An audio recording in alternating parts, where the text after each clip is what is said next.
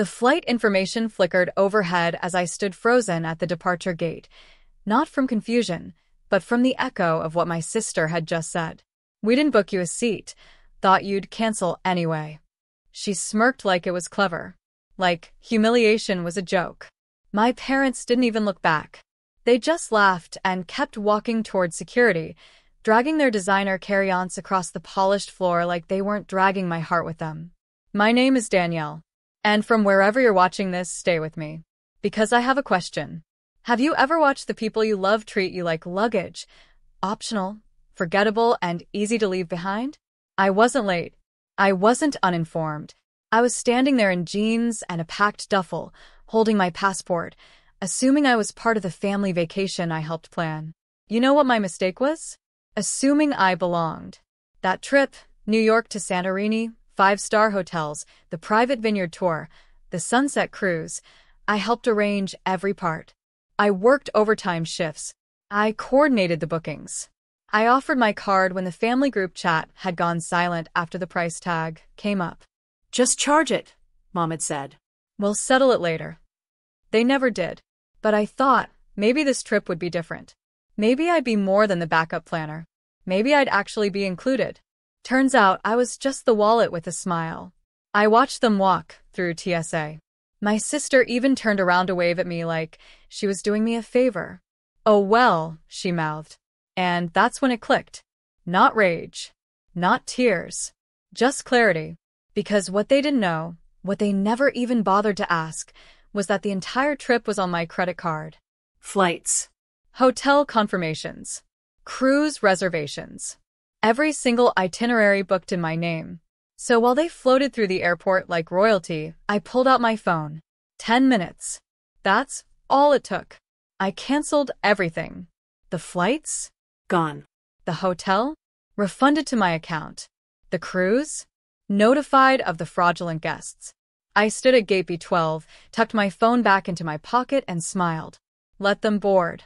Let them take off. Let them land halfway across the world only to find out the trip was never theirs to begin with. I sat in the airport lounge sipping a basic latte while tracking the flight I'd just canceled for 5 people. Delayed. Then denied. They must have reached the gate just as the system flagged their boarding passes as invalid. I imagined my sister standing there in her designer sandals, rolling her eyes at the gate agent. Mom pulling out her sunglasses dramatically. Dad going red in the face, insisting, "There must be some mistake. We booked weeks ago." "No, Dad. I booked weeks ago. And you all just assumed I'd stay quiet and foot the bill like always." A message lit up my phone. "Grace, sister. Why is the airline saying we have no booking? Call me now." I didn't. I watched the airport crowd move around me. Calm. Normal. Meanwhile, on the other side of security, the people who raised me were probably realizing for the first time in their lives that I wasn't going to save them this time. See, they'd gotten used to me being invisible. Not weak, invisible. The kind of person who makes the dinner, sets the table, and isn't offered a seat. Who drives 3 hours to help but gets left out of the group photo. Who plans the family vacation but isn't considered family enough to deserve her own plane ticket. My silence was their favorite currency. They never imagined I'd cash out. Another ping. "Mom. Danielle." "What did you do?" "We're at the gate, and there's no flight. Fix it." Then, not 5 seconds later. "Mom. You have 5 minutes to call me before your father explodes." Explodes? Exploding is easy. Staying calm, now that's power. So I stood, picked up my bag, and walked to the exit. No chaos. No shouting. Just the quiet satisfaction of letting years of being sidelined land exactly where it hurt. By the time they realized the hotel in Santorini had also been canceled, I was already halfway to my rental car. I had booked a cozy cabin upstate, peaceful, silent, and entirely mine. No family drama. No fake smiles. Just me, and the sound of them panicking somewhere over the Atlantic, wondering why the world suddenly stopped revolving around them. Oh, and one more thing. I left a little message on the cruise reservation email, the one I CC'd them on, right after I hit cancel. "Sorry. There's been a change in plans." Turns out I did cancel, just not in the way you expected.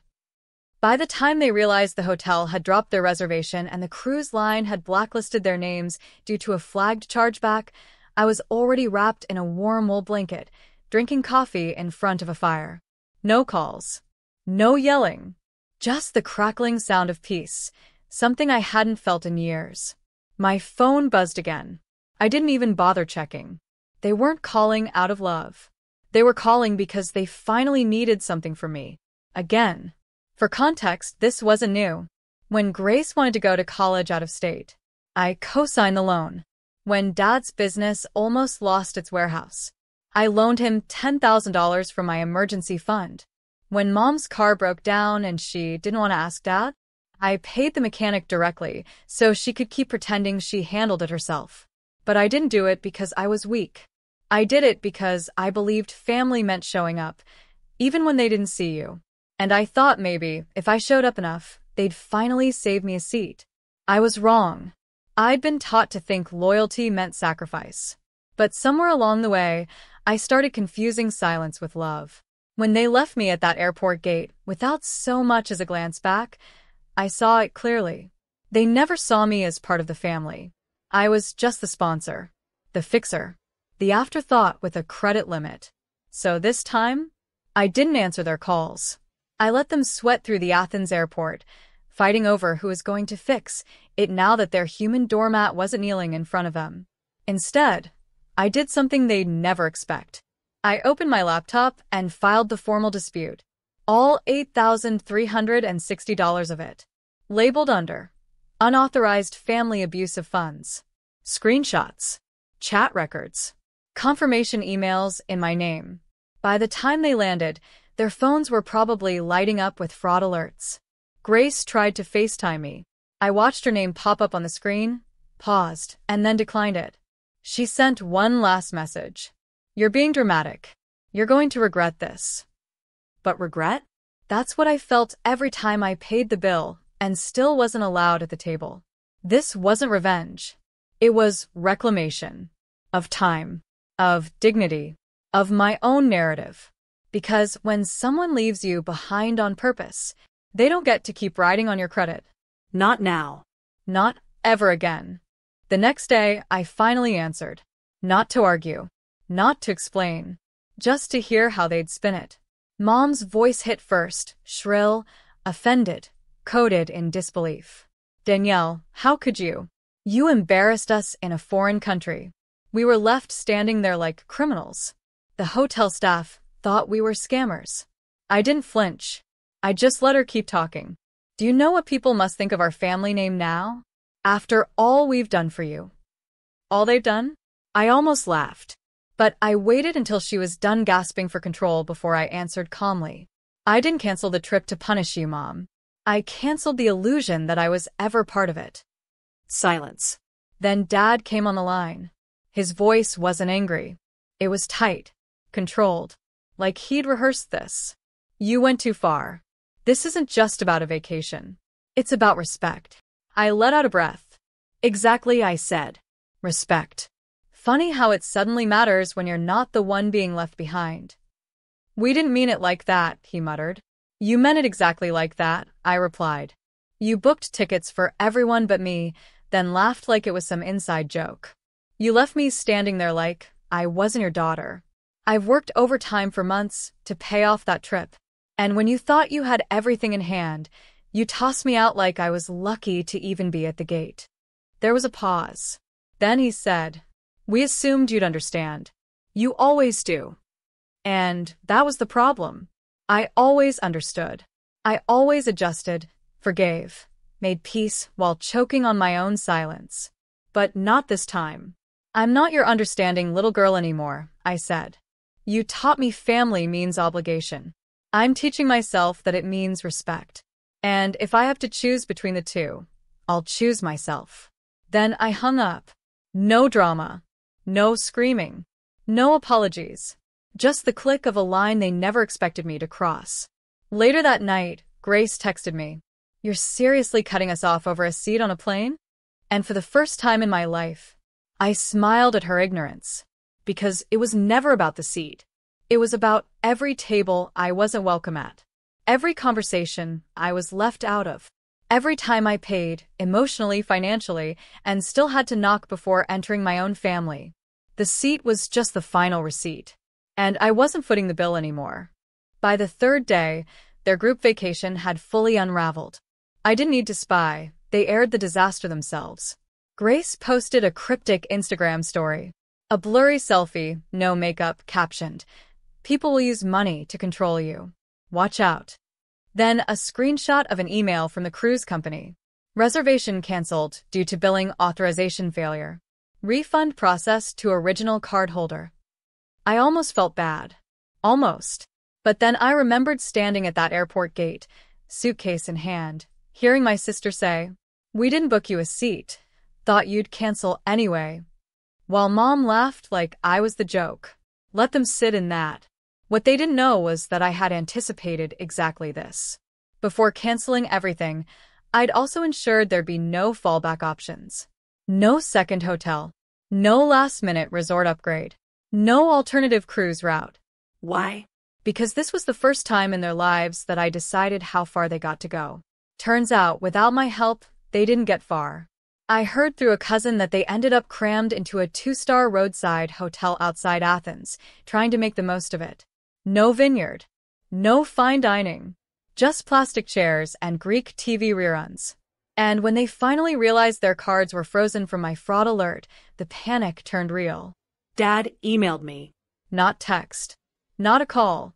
An actual email, subject line. Talk. "We made a mistake. But you've made your point. We're stuck in a foreign country with no cash, no reservations, and your mother is on the verge of tears. We're family, Danielle. Fix this. Please." No, I'm sorry. No ownership. Just a plea dressed up in entitlement. They still didn't get it. This wasn't punishment. This was consequence. They left me behind, on purpose. I simply returned the favor, with precision. So I replied, "You always said I was too sensitive.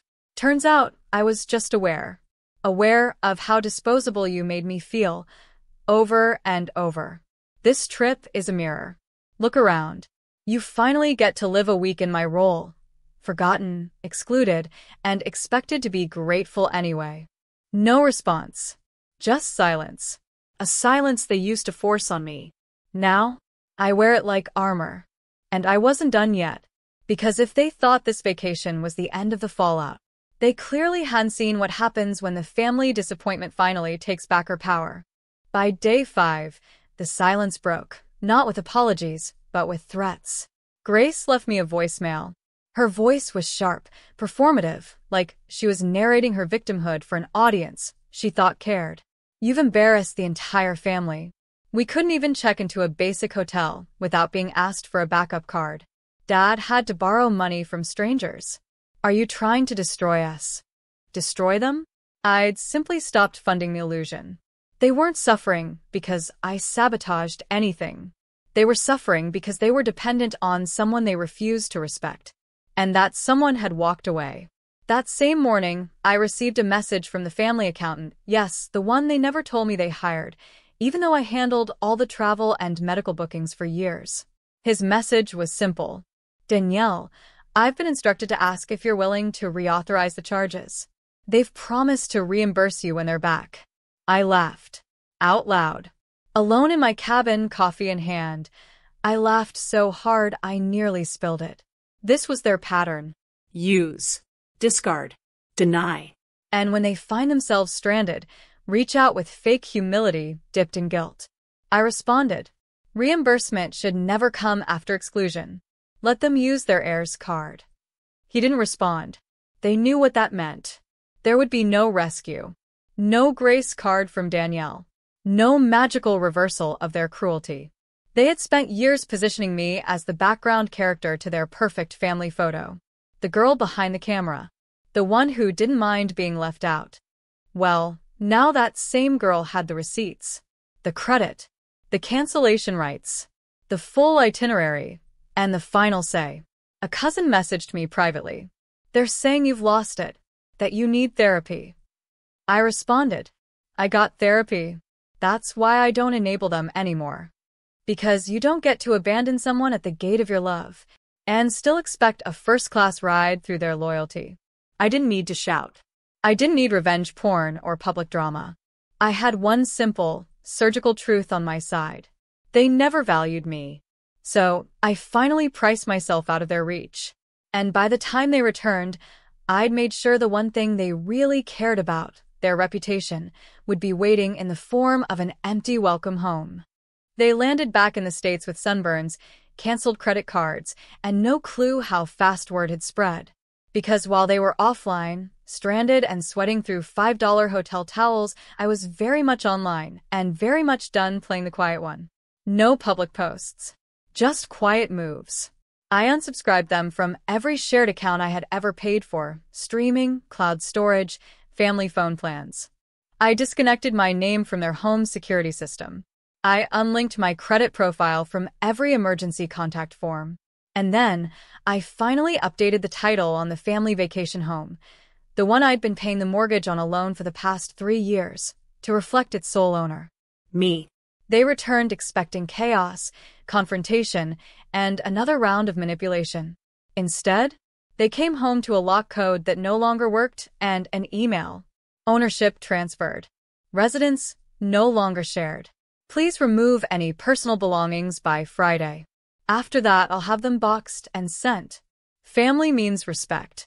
If you're not willing to offer it, don't expect to reside in it. The silence that followed? Delicious.